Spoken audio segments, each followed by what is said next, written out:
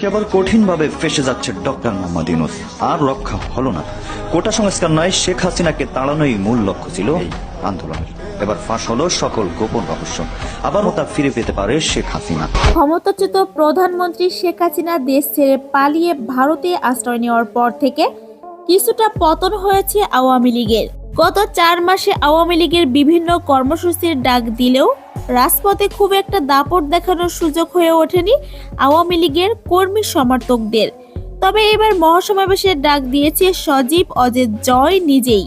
তাই তো সজীব অজের জয়ের ডাকে সাড়া দিয়ে রাজপথে সফল হতে চলেছে আওয়ামী লীগের মহাসমাবেশ। এছাড়া গতকাল আওয়ামী লীগের ভেরিফাইড টুইটার পেজ থেকে বিভিন্ন জেলা ও উপজেলা আওয়ামী লীগ ও নিষিদ্ধ ছাত্রলীগ কর্মীদের রাজপথে থাকার আহ্বান জানিয়েছে সজীব অজের জয়। তাই তো কাল থেকে রাজপথে দেখা যাচ্ছে দেশের বিভিন্ন স্থানে আওয়ামী লীগ, যুবলীগ এবং নিষিদ্ধ ছাত্রলীগকেও।